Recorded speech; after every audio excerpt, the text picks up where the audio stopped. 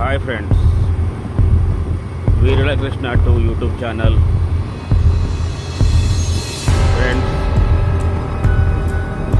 2 రోజుల క్రితం అమాసా రోజు ఇదే రోడ్డులో నాకు జరిగిన సంఘటనలు.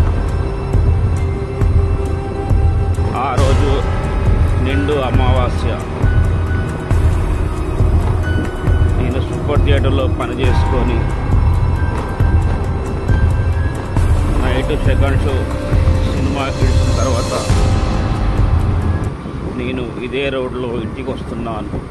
కానీ అలాగే గుండెదర్నం చేసుకొని ముందుకు కొనసాగిన. కానీ ఇంకా కొద్దిగా దూరం వెళ్ళిన తర్వాత మళ్ళీ నా స్కూటీని ఎవరో గుంజినట్టు కనిపించింది.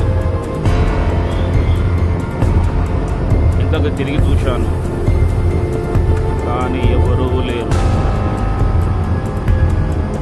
ఒక్కసారిగా నా గుండెల్లో పువ్వులు చుట్టుకుంది.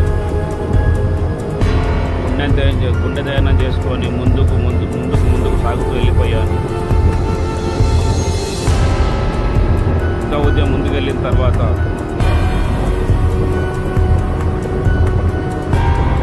నేనున్న ఏరియాకు నాకు 1/2 కిలోమీటర్ దూరంలో ఉన్న మా ఏరియా.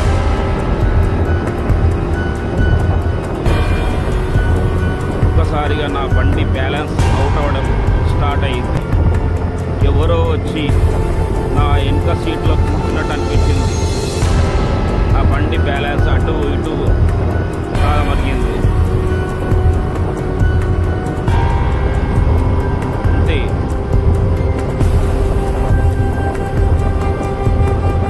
అక్కడనే ఆగిపోయింది. అదే రోజు సాయంత్రం నా బండిలో పెట్రోల్ కొట్టించాను. మళ్ళీ కూడా అనుమానం వచ్చి నా బండిలో పెట్రోల్ ఉందా లేదా అని చూసుకున్నాను. పెట్రోల్ ఉంది. నేను అక్కడే ఆగి స్టాండ్ చేసి బండి ఎంత స్టార్ట్ చేసినా స్టార్ట్ అవుతలేదు.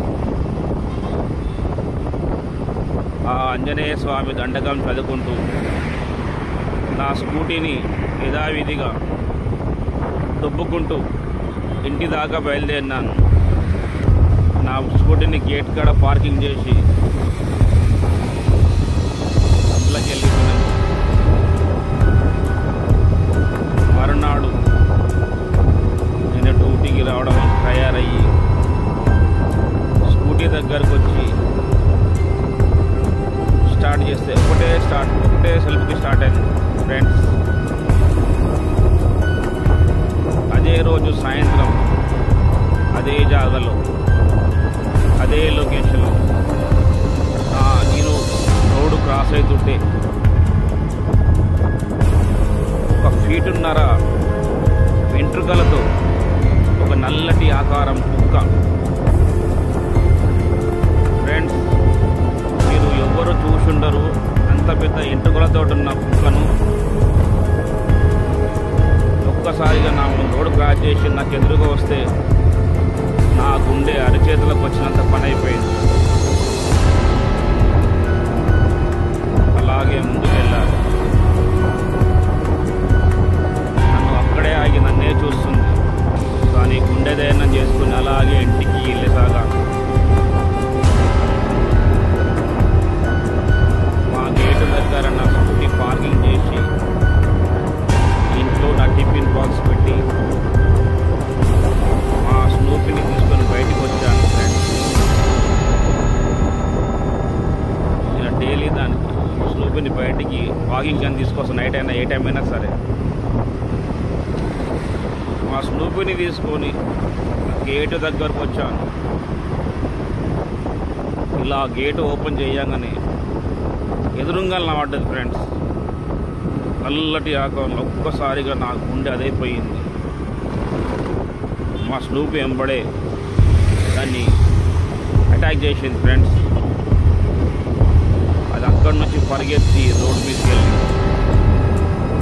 ఒక అడవిలో నక్క ఎలా అరుస్తుంది అలా అరవడం మొదలుపెట్టింది. రోడ్డుపైకి వెళ్ళి